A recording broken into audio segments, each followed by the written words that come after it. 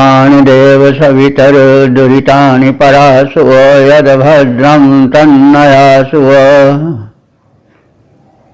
ॐ शं नो मित्रः शं वरुणः शं नो भवत्वर्यमा शं न इन्द्रो बृहस्पतिः शं न विष्णु शं नो विष्णुरुक्रमः।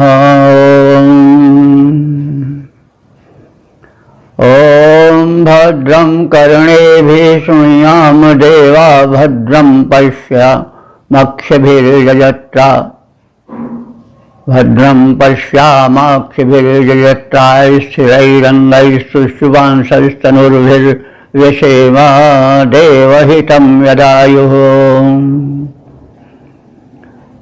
ॐ जीवेम शरदः पश्येम शरदः शृणुयेम शरदः मदीनाः स्याम शरदः। ॐ तेजोसि तेजोमयधेहि ओजोसि ओजोमयधेहि यशोमा सद्गमय तमसो मा ज्योतिर्गमय मृत्योर्मामृतं गमय। ॐ वेद प्रेमियों सुधी श्रोताओं, संप्रति हम सब ऋग्वेद के प्रथम मंडल के 131वें सूक्त के व्याख्या क्रम में प्रवेश करने जा रहे हैं। यह सूक्त 7 मंत्रों वाला है। इन 7 मंत्रों में अत्यष्ट नामक छंद का प्रयोग हुआ है। मंत्र दृष्टा ऋषि हैं परुक्षेप दैवोदासी, देवताएं हैं इंद्र। इंद्र के विषय में हम बहुत कुछ जान चुके हैं।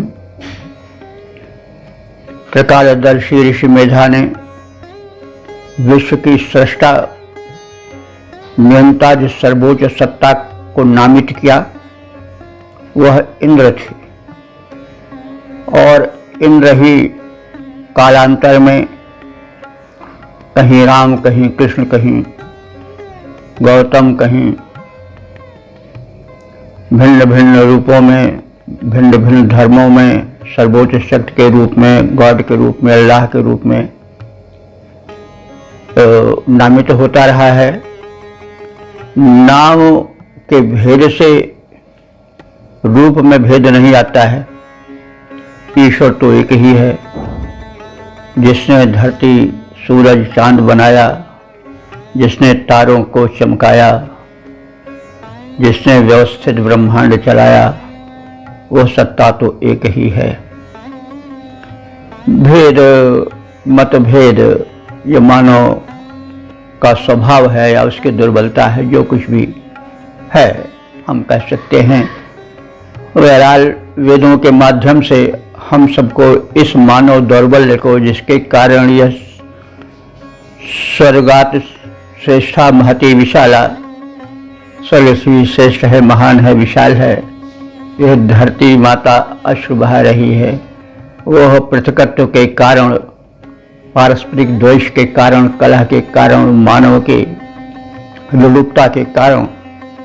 तो इन सब के निवारण के लिए आवश्यक है कि वैदिक वांग्मय में प्रवेश किया जाए और वेद के विचारों को तल से समझा जाए और मानवता का कल्याण कर उसका उपकार किया जाए। क्योंकि प्रगति भले कर चुका हो मनुष्य, लेकिन वह बारूद के ढेर पर बैठा हुआ है। कब यह धरातल उड़ जाए कोई ठिकाना नहीं।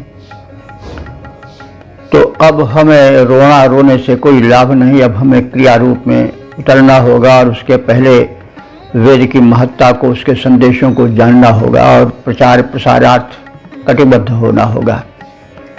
तो अब इस सूक्त के प्रथम मंत्र के विषय में हम जाने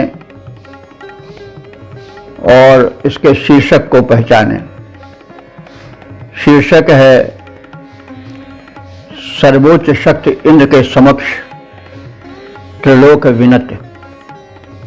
तो अब संबंधित भाव को समेटे हुए मंत्र का प्रथम पाठ हो जाए।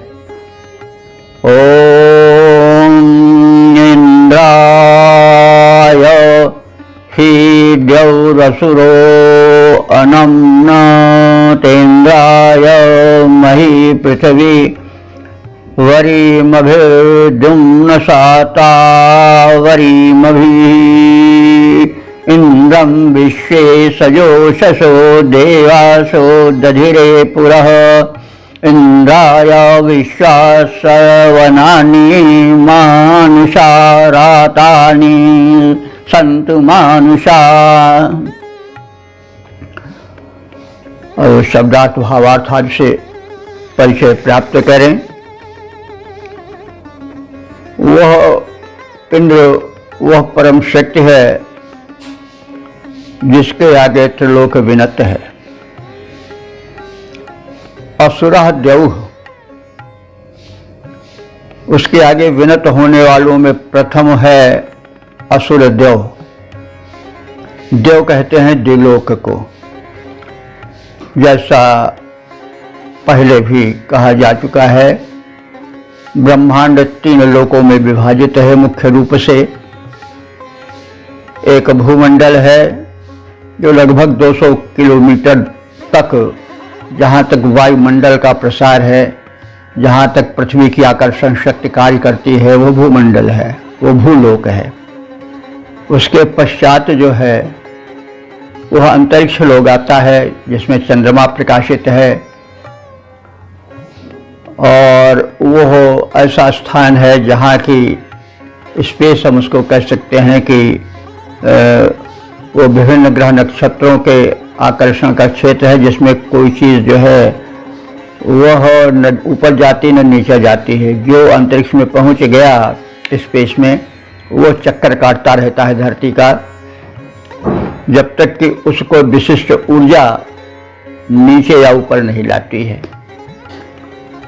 तो यह अंतरिक्ष लोक हुआ। यहाँ चंद्रमा प्रकाशित है और उसके ऊपर द्विलोक होता है, जो कि अनंत सूर्यों का केंद्र है। उसमें हमारा सूर्य भी प्रकाशित है। तो यह जो अनंत द्विलोक है वह कैसा है? असुरः, शक्तिशाली है। यहाँ पर असुर शब्द जो है वो द्यौः का यानी द्विलोक का विशेषण बनकर आया है। वैसे असुर शब्द तो विशेष रूप से जाना जाता है दैत्यों के लिए, दानवों के लिए। पहले यह ऋग्वेद के पुराने मंत्रों में पराक्रमी और प्रसिद्ध प्रथित देवों के विशेषण रूप में भी प्रयुक्त देखा गया है। और असुर शब्द वैसे अगर उसकी व्याख्या की जाए तो असु माने असु प्राण, राति माने प्रदान जो करता है, जो प्राण शक्ति प्रदान करने वाला है वो असुर है, अथवा जिसमें पर्याप्त मात्रा में प्राण शक्ति हो वह असुर है। जो विशिष्ट रूप से बलशाली हो वह असुर है। तो यहाँ पर असुर शब्द द्यौः के लिए आया है। द्विलोक जो कि विशिष्ट रूप से बलशाली है, वह भी इंद्राय, इंद्र के सामने अनमनत नम्र हो गया है, वो भी झुक गया है। वह भी इंद्र के शासन से अलग अपनी सत्ता प्रदर्शित करने वाला नहीं है, वो भी उसके शासनाधीन है, उससे नियंत्रित है, इसलिए वह इंद्र के आगे झुका है। अब यहाँ पर हम इंद्र का वह सर्वोच्च सत्ता वाला रूप देख रहे हैं जो परब्रह्म परमात्मा के रूप में है, क्योंकि जो देव रूप में, सामान्य देव रूप में है, उसके आगे द्विलोक तो नहीं झुकेगा। तो जो परम प्रबल सर्वोच्च सत्ता है, जिसको हम ब्रह्म कहे या और तमाम रूपों में संबोधित करते हैं, वह है इंद्र। तो उस इंद्र के समक्ष असुरः देव परम शक्ति संपन्न दुलोक भी अनमनत नम्र होकर नमस्कार करता रहता है। और मही पृथ्वी वैसे तो दोनों समानार्थक जाने जाते हैं। मही माने भी पृथ्वी होता है, महीपाल, और महीधर आदि तमाम शब्द हैं। और पृथ्वी भी उसी का है, पृथ्वीपति आदि पृथ्वी के लिए भी कहते हैं। लेकिन यहाँ मही जो है वो पृथ्वी के विशेषण के रूप में प्रयुक्त हुआ है। मही माने अत्यंत विस्तृत बड़ी पृथ्वी भी उस इंद्र के समक्ष नत है। वो पृथ्वी कैसी है? वरी मभी माने श्रेष्ठ अपने उत्पादों के साथ और प्राणियों में श्रेष्ठ मानव के साथ इंद्र के लिए या इंद्र के समक्ष अनंत झुकी हुई है, उसे नमस्कार कर रही है झुक करके, उसके श्रेष्ठत्व को जान करके। तो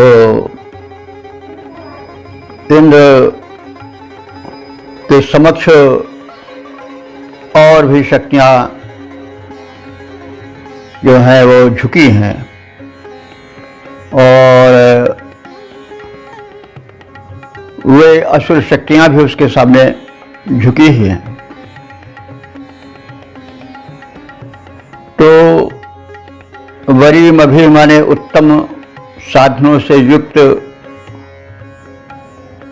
जो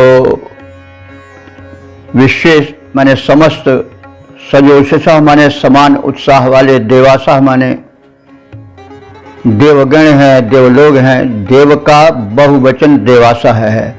वैदिक संस्कृत में देवासा हो मतलब जो जैसे बालक बालका हुआ, लेकिन बालक के बहुवचन रूप में, लेकिन अगर वैदिक संस्कृत में कहा जाए तो बालकासा हो जाएगा। वैसे अगर लौकिक संस्कृत में देव का प्रथमा बहुवचन में रूप कहा जाए तो देवा होगा, लेकिन वैदिक संस्कृत में देवासा हो जाता है। तो विश्व देवासा संपूर्ण देवगण इंद्र को पूरा हमारे युद्ध में आगे करके कहाँ आगे करके? युद्ध में, युद्धे। तो समस्त देव मंडल इंद्र की शक्तिमत्ता और महत्ता के कारण ही युद्धों में आगे रखता है। दधीरे माने स्थापित करता है, धारण करता है। कौन? देवमंडल। किसको? इंद्र को। कैसे इंद्र को? जो परम शक्तिशाली है, जिसके आगे त्रिलोक विनत है। विश्व माने समस्त, मानुषा माने मनुष्य, संबंधी सवनानि माने सवन, सवन माने यज्ञ में जो सोम रस होता है उससे देवों का तर्पण किया जाता है, उन्हें अर्पण किया जाता है, तो उस अर्पण को सवन कहते हैं। ब्राह्मण ग्रंथों में 3 सवन का विधान है। 3 सवन कौन? प्रातःकालीन सवन, मध्याह्न का सवन और सायं का सवन। यानी यज्ञों को दिन में 3 बार करने का विधान है, प्रातः, मध्याह्न और सायंकाल। तो उस समय सोम रस का अभिषेक करके उसे देवार्पण किया जाता है। विशेष करके इंद्र को प्रथम चढ़ाया जाता है, क्योंकि वो सर्वोत्कृष्ट देव है, दिव्य शक्तियों का सिरमौर है। पहले उसे समर्पित किया जाता है, पश्चात अन्य सोमपाई देवों को भी अर्पित किया जाता है। सोमपान उन्हीं को करने का अवसर मिलता था यज्ञ में, जो सर्वश्रेष्ठ देव थे, और मनुष्य तो प्रसाद रूप में उसे ले सकते थे, वो बात अलग है। सोम जो है वो सूक्ष्म ब्रह्मांडीय शक्ति है, जो कि सोमलता में विशेष रूप से संरक्षित है। अन्यथा जितनी भी पुष्ट वस्तुएं हैं और उपयोगी वस्तुएं हैं, सौम्य वस्तुएं हैं, उन सब में सोम शक्ति का अंश ही रहता है। तो देवासह देवों ने इंद्र को ही पूरा माने आगे दधिर माने स्थापित किया। यानी जब जब युद्ध हुए तब तब अपनी सुरक्षा और विजय के लिए दिव्य शक्तियों ने इंद्र को ही आगे किया, क्योंकि वह सर्वोपरि है, सर्वशक्तिमान है। उसके आगे करने पर फिर जीवन में हार नहीं होती है। विश्व माने संपूर्ण, मानुषा माने मनुष्य संबंधी जितने सवन होते हैं, यज्ञ होते हैं, उसमें सोमार्पण होता है, उन सब में मनुष्यों द्वारा रातानी, रात कहते हैं दान को, रातानी माने बहुवचन है। तो जो समग्र प्रदान होता है सोमरस के सवन का, तो उसमें इंद्र की प्रमुखता है, इसलिए वह इंद्राय संतु, इंद्र को समर्पित हों। यानी जितने यज्ञों में समन होते हैं वे सब इंद्र को समर्पित हों। तो क्योंकि वो सर्वोच्च सत्ता है और अंत में सब इंद्र को ही जाता है। सर्वदेव नमस्कारः केशवम प्रति गच्छति। अब जहाँ केशव को सब सर्वोत्तम माना गया, वह किसी भी देव को नमन कीजिए, चढ़ाई, वो सब केशव को ही जाता है, उस परमात्मा को ही जाता है, चाहे वो जिस रूप में नामित हो। जैसे कर कोई भी वसूल है, हजारों लाखों करोड़ों वसूल करने वाले होते हैं, लेकिन अंत में वो कहाँ जमा होता है? उस परम सत्ता के खजाने में। जो सम्राट होता है उसी के खजाने में सब जाता है। कोई किसी को दे, कोई टैक्स कर, तो वह प्रदान जो है वह अंततः जाकर सर्वोच्च सत्ता को ही प्राप्त होगा। वैसे जो कुछ भी किया जाता है किसी भी देव को, वह अंत में उस महादेव को, उस सर्वोत्कृष्ट देव को, वो इंद्र रूप में हो या किसी रूप में हो, उसी को प्राप्त होता है। इसी भावना को लेकर के कभी कहा गया है कि सर्वदेव नमस्कारः केशवम प्रति गच्छति। किसी को भी नमन करो, लेकिन वो नमन जाकर उस सर्वप्रधान देव केशव को ही प्राप्त होगा। वैसे उसी भाव में कहा गया है इंद्र को प्राप्त होगा। तो बल्कि वो इंद्र, ये मत समझें कि अरे तो बार बार कहने की आवश्यकता नहीं है कि सब प्रभावित हुए हैं वेद से, क्योंकि वेद से पहले की कोई वस्तु है नहीं, कोई ज्ञान है नहीं। तो ही क्योंकि सब कुछ है, संपत्ति सब रघुपति कर आही, सारा संसार तो उसी का है, सारी निर्मति तो उसी के है। ईशावास्मदम सर्वम यत्किंच जगत्याम जगत तेन त्यक्तेन भुंदिशा मार्गधा कशिषि धनम। तो सब तो उसी का है, तेरा तुझको सौंपता क्या लागे है मेरा। तो फिर इस प्रकार से जो कुछ समर्पित किया जाता है वो सब अंततः उस परम सत्ता इंद्र को ही प्राप्त होता है। तो इस भाव के साथ इस मंत्र का समापन हुआ है। तो शक्तिशाली इंद्र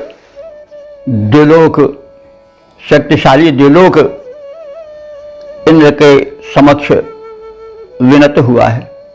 विस्तृत पृथ्वी अपने श्रेष्ठ उत्पादों और निवासियों मनुष्यादि के साथ इंद्र के समक्ष विनत है।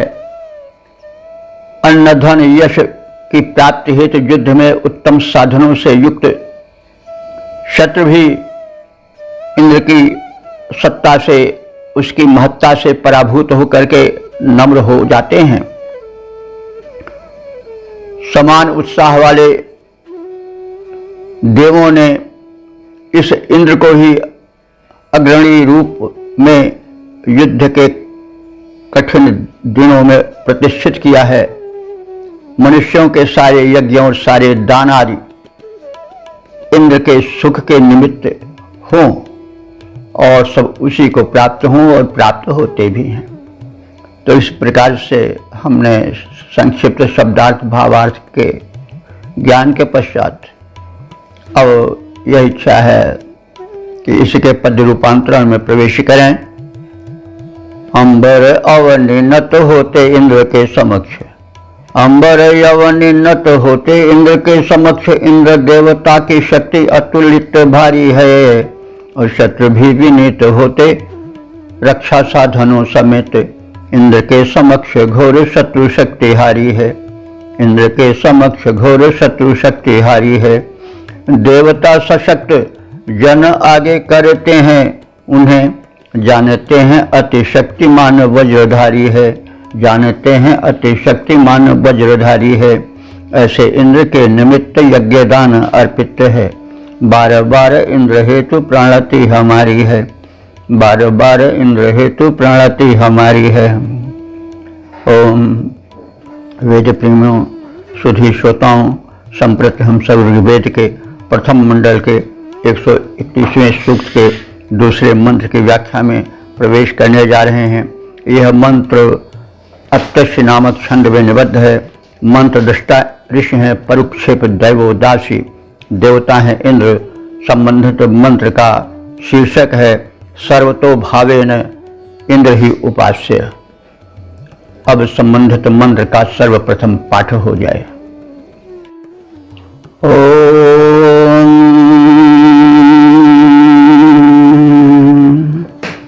विश्वेषु हित्वा सवनेषु तुञ्जते समानमेकं वृषमण्डवः पृथक् स्वः शनिष्यवः पृथक् तं त्वानावं न पर्षाणि शूषस्यधुरि धीमहि इंद्रं न यज्ञैश्चिन्तयन्त आयवः अस्तोमि भिरिन्द्रमायवः। शब्दार्थ भावार्थ आज से परिचय प्राप्त करें।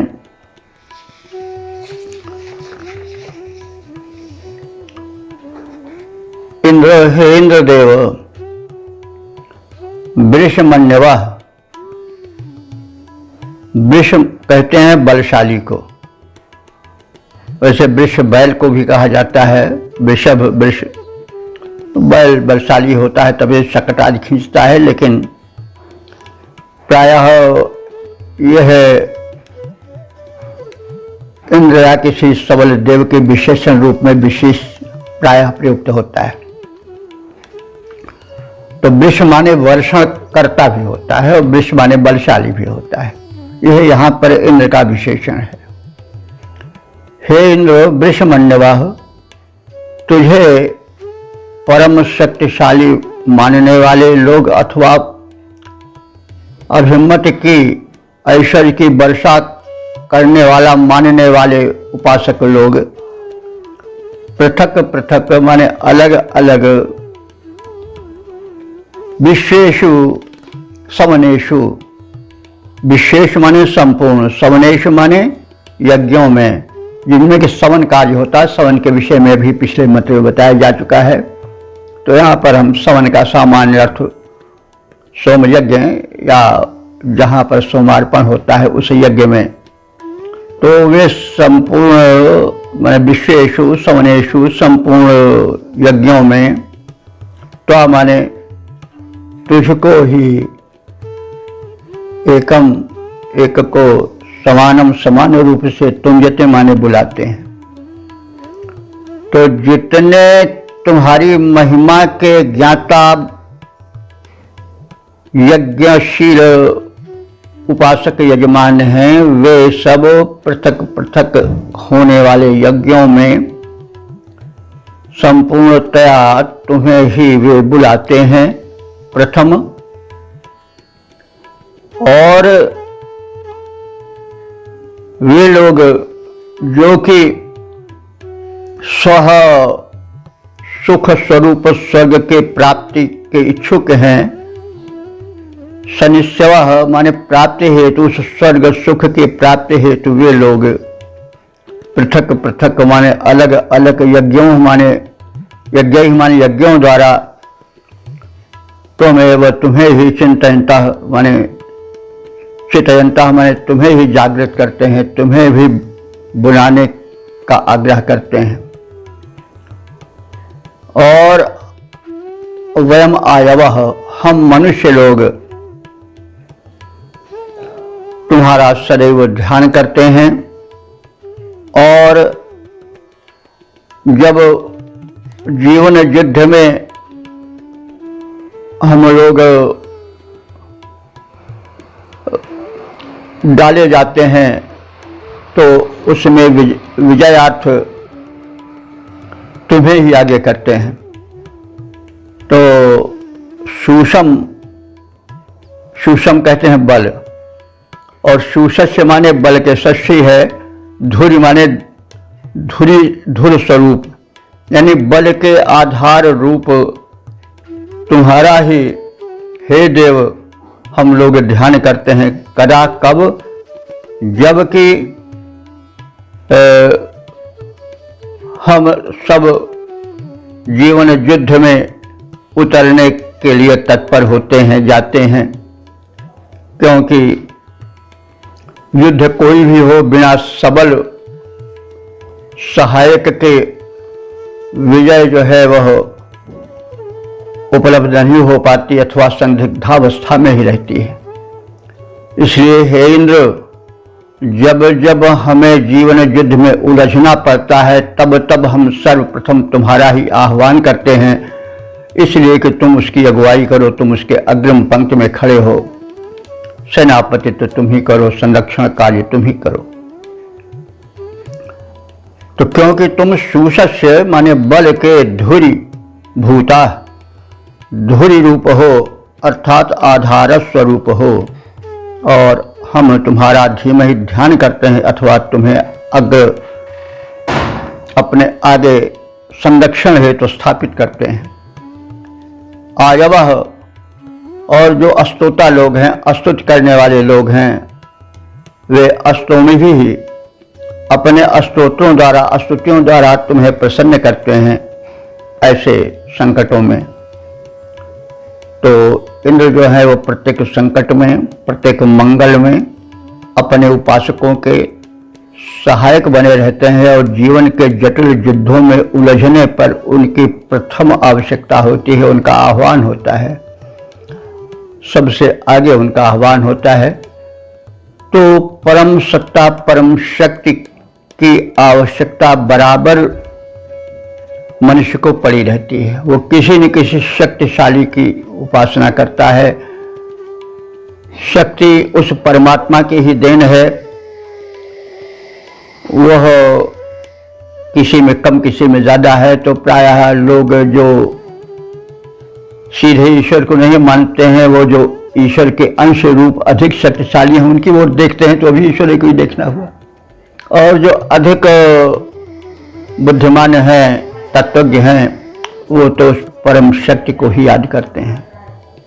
तो जब गज निज बल कर थको सरे न एको काम, जब थाक्यो ताक्यो प्रभु ही आये आधे नाम।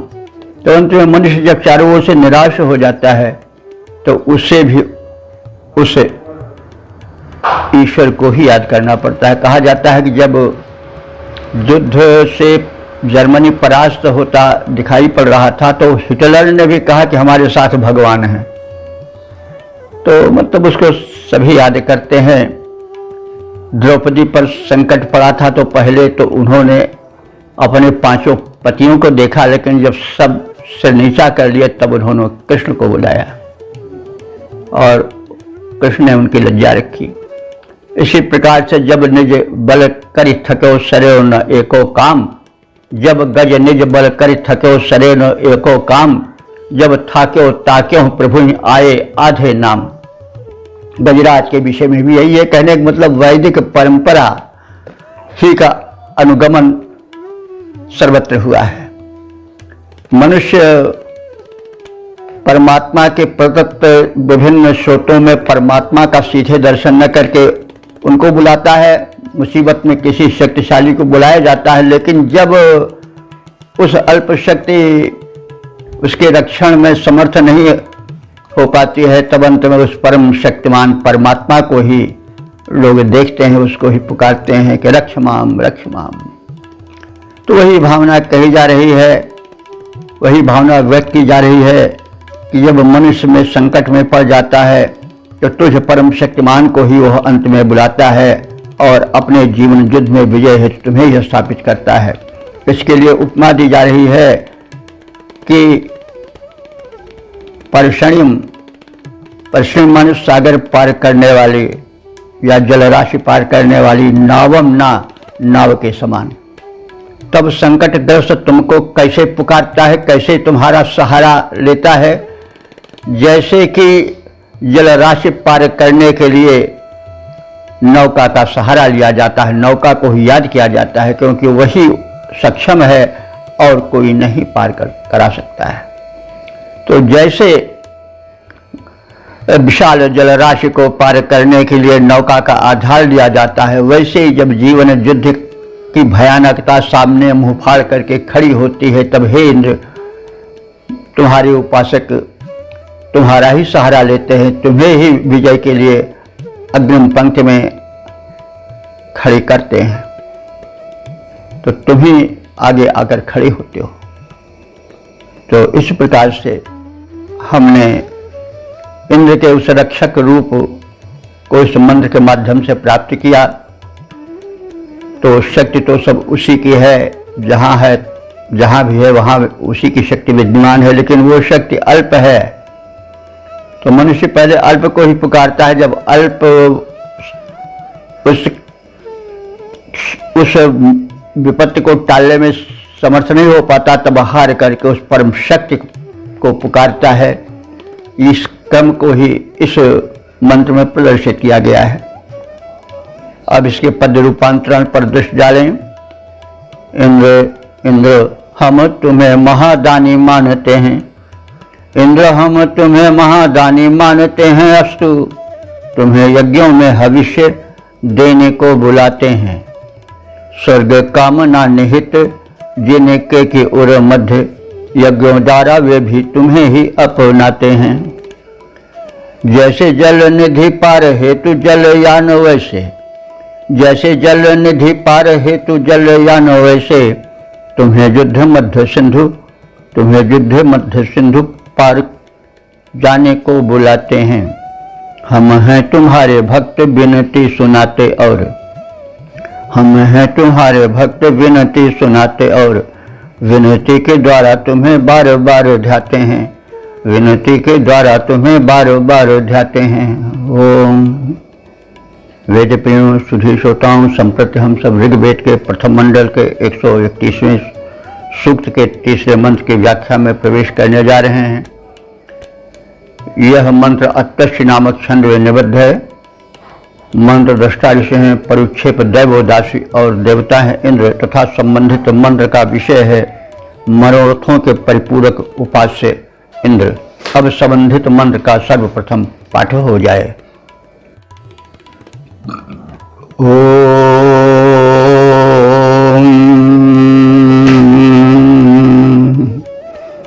वित्ता ततश्रे मिथुना अवश्यो व्रजस्य साता गव्यस्य निःसृजः सक्षन्त इंद्र निःसृजः यद् गव्यन्ता द्वाजना स्वर्यन्ता समूहसि आविष्करिक्रद्विश्रं सचा भुवं वज्रमिन्द्र सचा भुवम। शब्दार्थ भावार्थ आज से परिचय पाएं।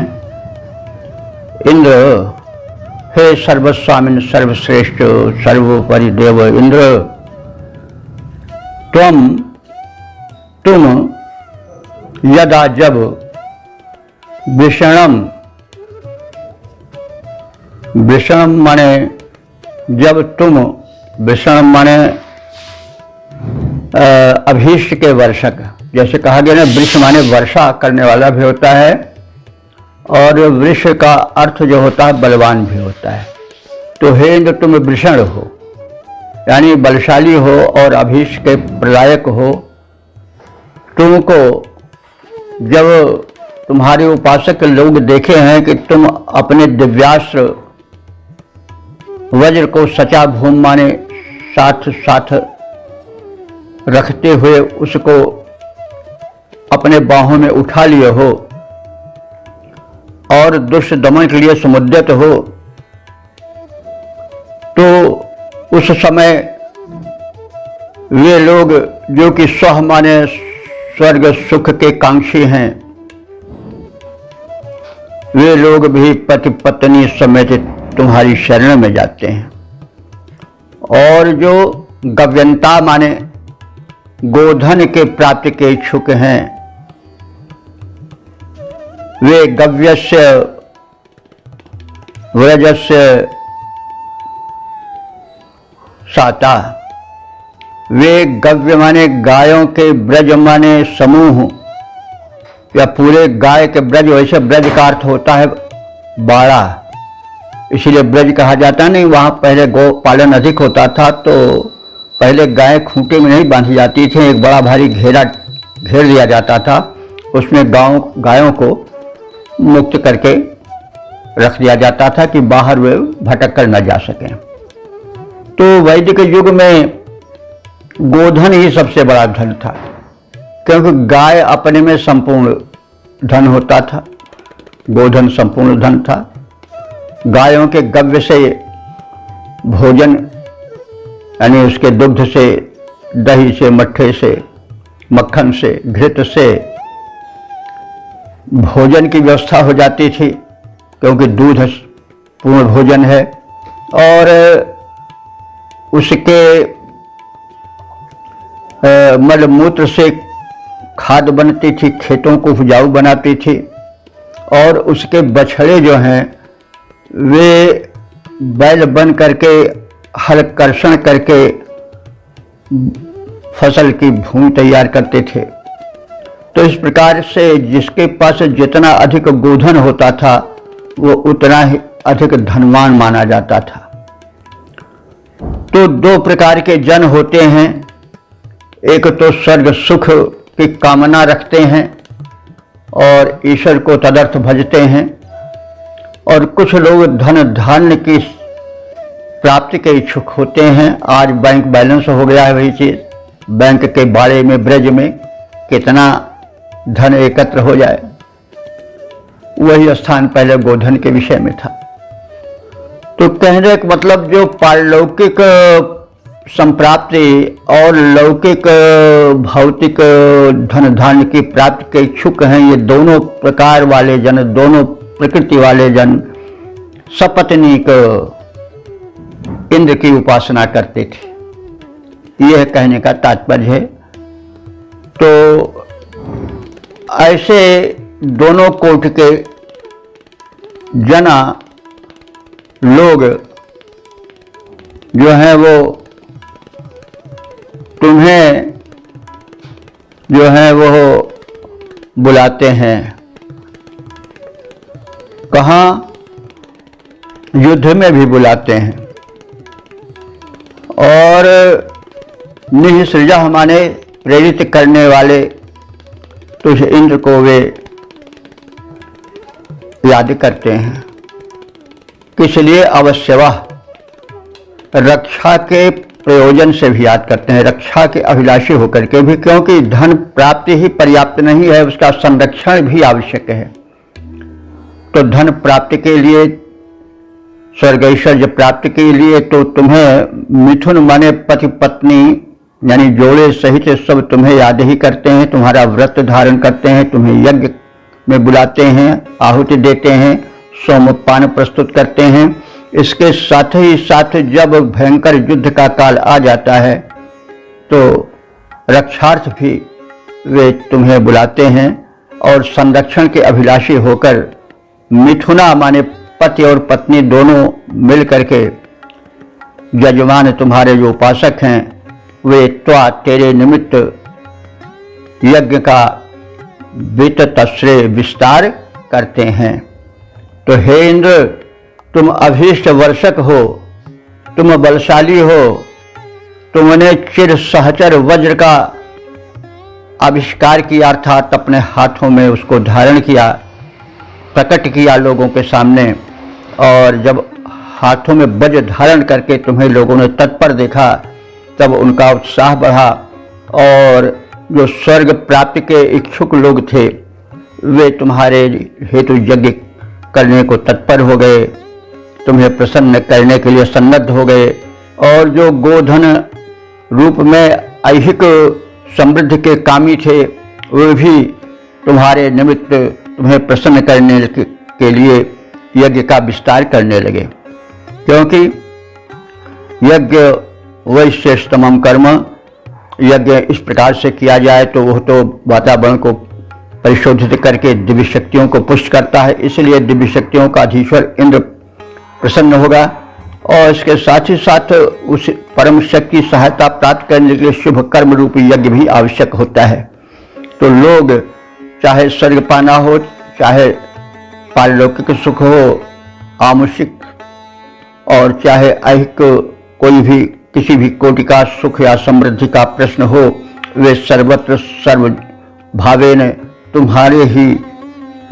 तुम्हें ही स्मरण करते हैं और तुम्हारे निमित्त यज्ञ करते हैं, क्योंकि ईश्वर जो है वो केवल याद करने से ही नहीं प्रसन्न होता बल्कि शुभ कर्म भी आवश्यक है।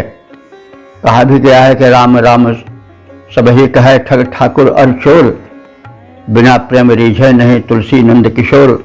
गीता में भी कहा गया है स्वकर्मात्माभ्यर्च्य सिद्धि विद्यत मानव, मानव अपने कर्म से इस ईश्वर की पूजा करके उसको प्रसन्न करता है। मामन स्मरण युद्ध चा, मेरा स्मरण करो और युद्ध करो, अर्थात जीवन युद्ध में लगे रहो, शक्ति पाओगे। ये सब गीता का भी संदेश है, सारे ग्रंथ वेद से ही अनुप्राणित हैं।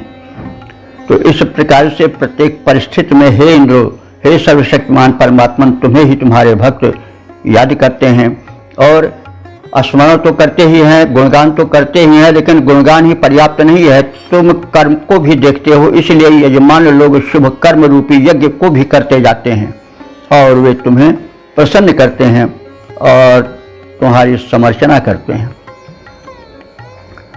तो हे इंद्र, तुम अभीष्ट वर्षक बलशाली हो, तुमने चिर सहचर वज्र का को अपने हाथों में उठाया, तब स्वर्ग प्राप्ति एवं गोधन प्राप्ति के इच्छुक सेवक तुम्हारे निष्पाप यजमान जो हैं वो पत्नी सहित तुम्हारे यज्ञ के लिए समुत्सुक होकर यज्ञ कर्म का विस्तार करने लगते हैं। और गो समूह की प्राप्ति हेतु होने वाले संग्रामों में तुम्हें प्रेरित कर ले जाने वाले यजमान यज्ञ के माध्यम से तुम्हें प्रसन्न करते हैं और तुम्हारी समर्चना में संलग्न रहते हैं। तो इस प्रकार से संदेश है कि ईश्वर की हृदय से जुट करके प्रार्थना करो, साथ साथ यज्ञ करो, यानी शुभ कर्म करो जो कि लोकोपकारी हो, तब ईश्वर तुम्हारे साथ रहेगा और वह सदैव तुम्हारी वैसे रक्षा करेगा कि जिनमें बाल कहीं राख महतारी अथवा पलक विलोचन लोचन जैसे पलक जो है, यानी जो पलकें भसती हैं वह बार बार उठ करके गिर करके जैसे नेत्रों की रक्षा करती हैं, पलक विलोचन गोलक जैसे गोले, नेत्रों के गोले जिसमें कि पुत्तलिका होती है उसकी रक्षा करने के लिए बार बार पलकें गिरा उठा करती हैं। निरंतर उनका यह क्रम चलता रहता है नेत्र संरक्षण का। वैसे परमात्मा भी सदैव ऐसे शुभकर्मी और ऐसे अपने भक्त की संरक्षणा में सदैव कटिबद्ध रहता है, ये संदेश है। इसलिए तुम दो काम करो, एक काम तो यह है कि उसका हृदय से स्मरण करो, दूसरा काम यह है कि तुम सत्कर्म करो, यज्ञशील बनो और इस प्रकार से तुम्हें स्वर्ग सुख यानी मृत्यु के बाद का जो जीवन है वो भी प्राप्त होगा सुखी, और वर्तमान भी तुम्हारा सुधरेगा, वर्तमान जीवन भी सुख और संपत्ति से युक्त रहेगा। तो यह संदेश वेद ही सुनाता है, जिसको दोहराया गया है तरह तरह से विभिन्न धर्म ग्रंथों में। तो अब हे इंद्र, तुम अभीष्ट वर्षक बलशाली हो, तुमने चिर सहचर वज्र का आविष्कार किया है, यानी उसको अपने हाथों में धारण किया है, और उसे धारण किए हुए देख करके स्वर्ग प्राप्ति एवं गोधन प्राप्ति के इच्छुक तुम्हारे सेवक निष्पाप यजमान सपत्नीक तेरे निमित्त यज्ञ का विधान करते हैं, उसका विस्तार करते हैं। गो समूह की प्राप्ति हेतु होने वाले संग्रामों में तुम्हें प्रेरित कर ले जाने वाली यजमान यज्ञ के माध्यम से तुम्हें प्रसन्न करते हैं और तुम्हारी समर्चना करते रहते हैं, ताकि उनका जीवन सुरक्षित रहे, उन योगक्षेम का सदैव उनके जीवन में संयोग बना रहे। तब इसका पद्य रूपांतरण देख लें। हे इंद्र मनोरथ के वर्षक तुम तो अतीव बलशाली हो, हे इंद्र मनोरथ के वर्षक तुम तो अतीव बलशाली हो, चिर सहचर वज्र तुम्हारा करते भक्तों की रखवाली हो। यजमान स्वर्ग गोधन दोनों की प्राप्ति कामना करते जब, पत्नी समेत तेरे निमित्त शुभ यज्ञ धारणा धरते जब, वे गोधन हेतु होने वाले युद्धों में जाते देव, वे गोधन प्राप्त हेतु होने वाले युद्धों में जाते जब, वे यज्ञ क्रिया से कर प्रसन्न प्रेरित कर तुम्हें बुलाते तब, तुम यज्ञ कर्म के द्वारा भरते भक्तों में खुशहाली हो, तुम यज्ञ कर्म के द्वारा भरते भक्तों में खुशहाली हो। हे इंद्र मनोरथ के वर्षक तुम तो अतीव बलशाली हो, चिर सहचर वज्र तुम्हारा करते भक्तों की रखवाली हो। ओम वेद प्रेमों सुधी श्रोताओं, संप्रति हम सब ऋग्वेद के प्रथम मंडल के 131वें सूक्त के चौथे मंत्र की व्याख्या में प्रवेश करने जा रहे हैं। यह मंत्र अत्यक्ष नामक छंद में निबद्ध है। मंत्र दृष्टाशी हैं परुक्षेप देवोदासी और देवता हैं इंद्र, तथा संबंधित मंत्र का विषय है आसुरी शक्तियों से पृथ्वी को मुक्त कराने वाले इंद्र देव। अब संबंधित विषय को समेटते हुए मंत्र का सर्वप्रथम पाठ हो जाए। ओम विदुष्टे अस्य वीर्यस्य पूरवः पुरो यदिन्द्र शारदी रवातिरः सासहानो अवातिरः शासस्तमिन्द्र मर्तमयज्ञं शवस्पते महीमुष्णाः पृथिवीमिमा अपो मंदसान इमा अपह। शब्दार्थ आदि से परिचय पाएं। इंद्र के पराक्रम और संरक्षण संबंधी वृत्तों को स्मरण करता हुआ यजमान उपासक प्रार्थना करता है, निवेदन करता है, इंद्र हे सर्वस्वामिन सर्वशक्तिमान देव, यत तुमने जब असुराणाम माने विरोधी दैत्यों के शारदीह शरत काल के नगराणी नगरों को अवातिरह माने विनष्ट किया और सासहीना माने उन असुरों को दबाते हुए जब तुमने अपना प्रचंड पराक्रम दिखाया तो पूर्व माने पूर्ववासियों ने अथवा तुम्हारे भक्त प्रजाओं ने ते माने तेरे लिए अश्य या ते माने तुम्हारे अश्य इस वीर्यस्य माने पराक्रम को विदुह माने जाना, यानी जब तुमने असुरों के अभेद्य शरतकालीन निवास के योग्य सुदृढ़ भवनों को अपने वजह से नष्ट भ्रष्ट कर विनष्ट कर डाला और अपने शक्ति का दबदबा जमाया, तब जो पूर्वः जो तुम्हारे प्रजागण थे, पूर्ववासी थे, उपासक थे, वे तेरे अश्य इस वीर जैसे पराक्रम को विदुह माने भली भांति जाना कि वे असुरों के पुर जो कि अभेद्य थे वो किस तरह से तुमने ढहा दिया, तो वे तुम्हारे उस पराक्रम के आगे विनत हुए। और शवस्पते शवसहपते, हे शक्ति के स्वामी इंद्र, तुम सब शक्तिमान तो हो ही, शक्ति के स्वामी भी हो, यानी सारी शक्तियां तुमसे ही त्रिलोक में वितरित होती हैं। इसीलिए आगे ऋषि कह रहा है कि हे शवसहपते, हे शक्ति के स्वामी इंद्र, तम माने उस किस जिसका अभी स्मरण किया गया है कि जो तुमने अभेद्य असुरों के पुरों को ढा डाला, तो तुम्हारे उस कृत्य को लोगों ने जाना। और तुमने जो अयज्ञम माने जो यज्ञ नहीं करते हैं, युज्यम माने यज्ञ करने वाले, अयुज्यम माने जो यज्ञ नहीं करते हैं, यज्ञ रहित हैं। तो वैदिक युग में जो यज्ञ नहीं करता था उसको अपराधी माना जाता था, वो दंडित होता था। यदि आज ऐसा हो जाए तो तमाम समस्याओं का समाधान हो जाए। तो अयुज्यम, तुमने अपने प्रजाओं में भी उन लोगों को जो कि यज्ञ नहीं करते थे, ऐसे मर्त्य माने मनुष्यों को तुमने शासह माने दंडित किया। कुछ विद्वानों का मत है कि वैदिक युग में जो यज्ञ नहीं करता था वो अपराधी माना जाता था। तो महिम पृथ्वी, तुमने विशाल पृथ्वी को राक्षसों के असुरों के जाल से छुड़ाया। पृथ्वी के अधिकांश भाग पर पहले असुरी शक्तियां अधिकार जमाई थी और उस अधिकृत भूमि पर जो दैवी शक्तियां थी वे प्रताड़ित थीं अथवा सिमटी हुई पड़ी थीं। तो उस काल में और जबकि अमुष्णाह, जबकि अपह माने जल को, अमुष्णाह माने चुराने वाले लोग भी असुर फैले हुए थे।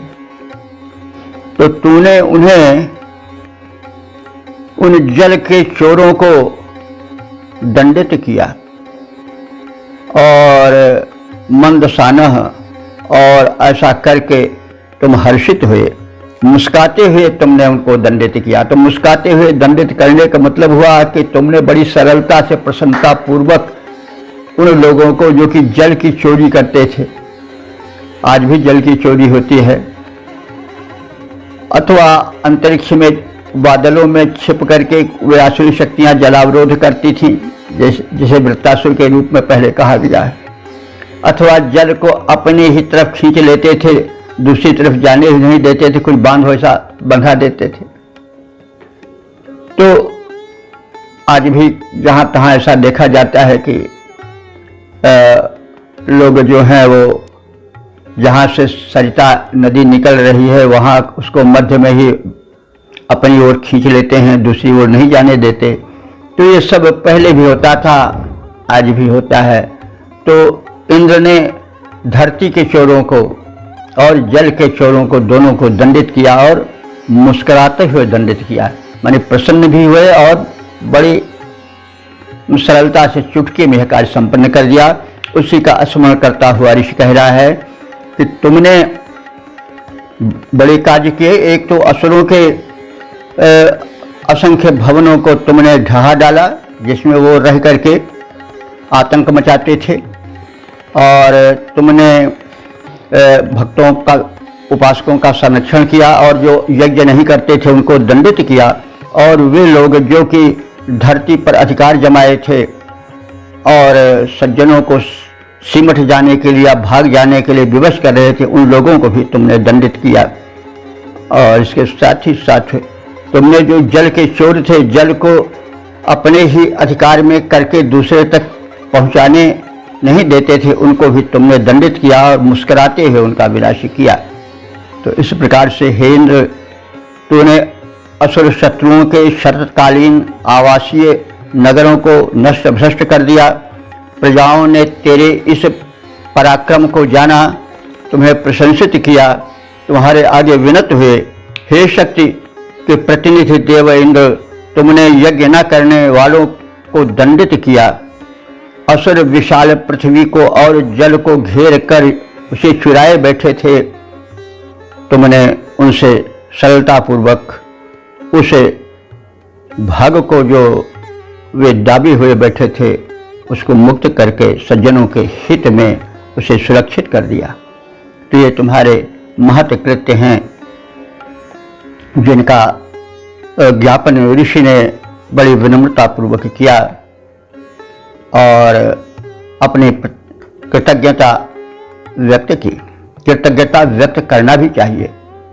जो अकृतज्ञ है वो सबसे बड़ा दोषी है। तो कोई अपने साथ उपकार करे तो कम से कम कृतज्ञ यानी थैंक यू तो कहना ही चाहिए। तो अब इसके पद रूपांतरण पर दृष्टि डालें। परम पराक्रमशील इंद्र तू है अतुलित बल वाला, परम पराक्रमशील इंद्र तू है अतुलित बल वाला, असुरों के शारदीय निवासों को विनष्ट कर डाला। बल के प्रतिनिधि देव इंद्र, जनता ने यह सब जाना, लोहा तेरे बल पौरुष का जनमंडल ने माना। तुमने यज्ञ रहित लोगों को दंडित किया खदेड़ा, तोड़ा उनका व्यूह, गर्द कर बेड़ा उन्हें लथेड़ा।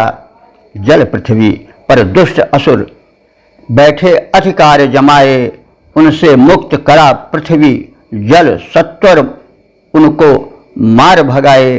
तुमने इस प्रकार आगत संकट को विधिवत टाला, तुमने इस प्रकार आगत संकट को विधिवत टाला। परम पराक्रमशील इंद्र तू है अतुलित बल वाला, असुरों के शारदीय निवासों को विनष्ट कर डाला। ओम।